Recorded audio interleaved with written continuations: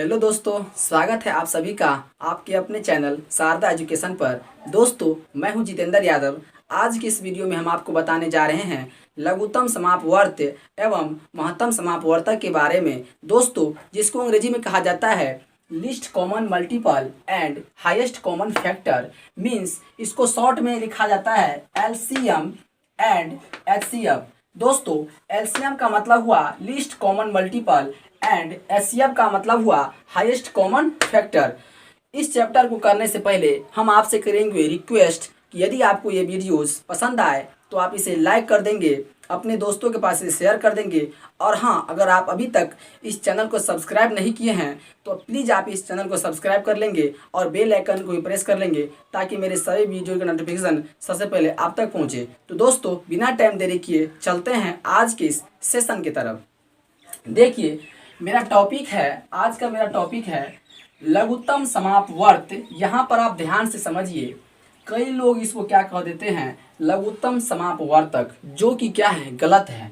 लघुत्तम समापवर्तक नहीं होता है, लघुत्तम समापवर्त होता है। इसको आप ध्यान से समझिए, लघुत्तम समापवर्तक नहीं होता है, क्या होता है, लघुत्तम समापवर्त होता है। और महत्तम समापवर्तक, ये सही है।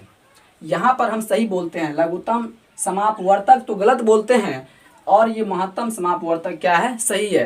तो आप यहाँ पर समापवर्तक जरूर बोलेंगे, पर यहाँ पर लघुत्तम समापवर्त बोलना है, जिसको अंग्रेजी में क्या कहा जाता है, list common multiple and highest common factor.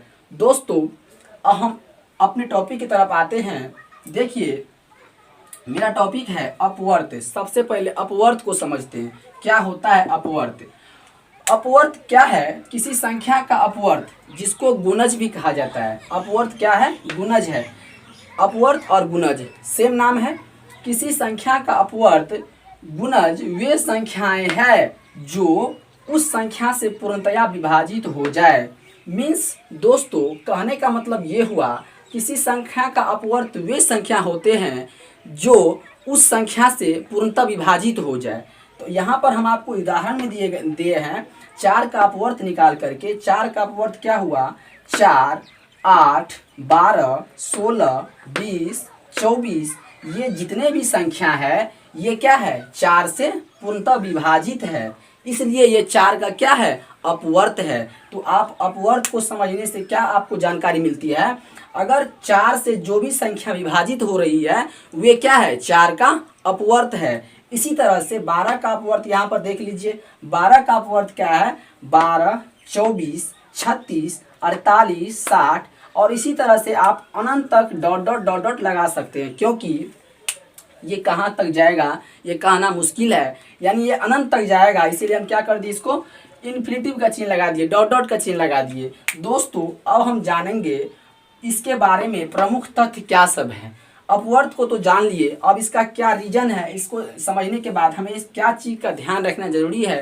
तो दोस्तों, इसके लिए हम आपको प्रमुख तथ्य करके टॉपिक बनाए हैं। देखिए, 1 नंबर का टॉपिक ये है, किसी संख्या का पहला अपवर्त संख्या स्वयं होती है। कहने का मतलब ये हुआ, 4 का जो अपवर्त यहाँ पर निकाले हैं तो 4 का पहला अपवर्त 4 ही होता है, 4 ही होगा। इसी तरह से 12 का पहला अपवर्त 12 ही होता है। तो यहाँ से आपको ये सिद्ध होता है, किसी संख्या का पहला अपवर्त संख्या स्वयं होती है। नेक्स्ट टॉपिक देखिए दोस्तों, क्या कह रहा है, किसी संख्या का अंतिम अर्थात सबसे बड़ा अपवर्त निकालना संभव नहीं है, जो कि आप इस चिन्ह से पता कर सकते हैं। ये जो इन्फिनिटिव का चिन्ह दिया हुआ है, डॉट डॉट का चिन्ह जो दिया हुआ है, इसका क्या मतलब होता है, जो कहाँ तक जाएगा इसका निश्चित नहीं है, इसको हम अनंत तक कह सकते हैं। इससे यह सिद्ध होती है, किसी संख्या का अंतिम अर्थात सबसे बड़ा अपवर्त निकालना संभव नहीं है। किसी संख्या का पहला अपवर्त तो निकालना संभव है, पर उसका अंतिम अपवर्त क्या होगा ये निकालना संभव नहीं है। नेक्स्ट दोस्तों क्या है, किसी संख्या के अपवर्तों की संख्या अनंत होती है। किसी संख्या का जो है अपवर्तों की संख्या अनंत होती है। हम आपको पहले बता दिए हैं कि संख्या का अपवर्त अनंत तक हो सकती है, इसको हम गिनती नहीं कर सकते हैं। अब यहाँ पर यह भी ध्यान रखना जरूरी है, किसी संख्या का अपवर्त संख्या के बराबर या उससे बड़ा होता है, ये तो निश्चित है। यहाँ पर देख लीजिए, 4 का अपवर्त क्या हुआ, 4 हुआ, 8 हुआ, 12 हुआ, 16 हुआ, 20 हुआ, 24 हुआ, यानी 4 के बराबर भी है और 4 से बड़ा भी है। यही कह रहा है किसी संख्या का अपवर्त जो है संख्या के बराबर या उससे बड़ा होता है। दोस्तों अब हम आगे देखते हैं है दोस्तों अपवर्तक। अब हम जानेंगे अपवर्तक के बारे में।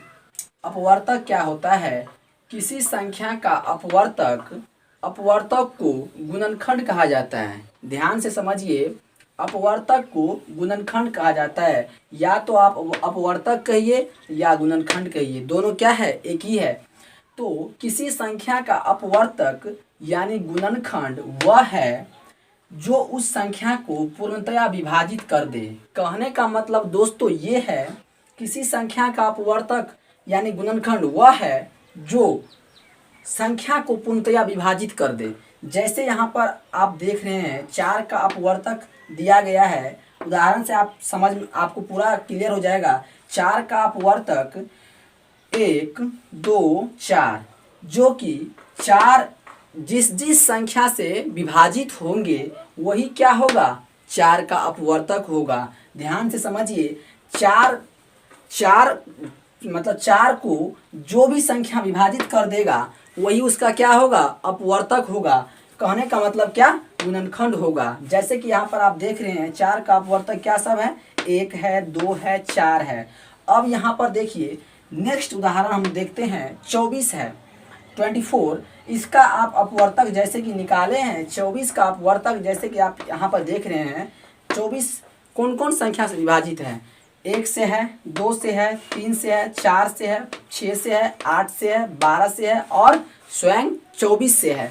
कहने का मतलब 24 का अपवर्तक कौन कौन संख्या है? 1 है, 2 है, 3 है, 4 है, 6 है, 8 है, 12 है, 24 है।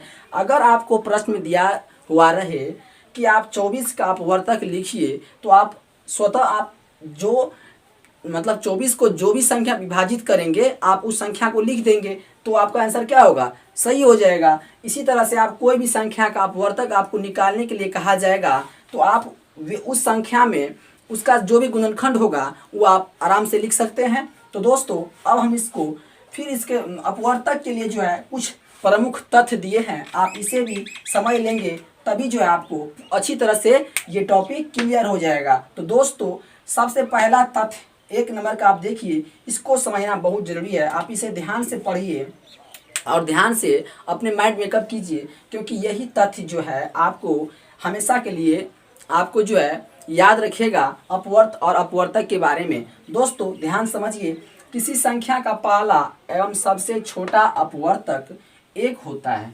आपको ध्यान से क्या हम आपको बताएं, किसी संख्या का पहला एवं सबसे छोटा अपवर्तक 1 होता है। जैसे कि यहाँ पर उदाहरण से आपको क्लियर हो जाएगा, 4 का जो अपवर्त है सबसे पहले क्या है? 1 है।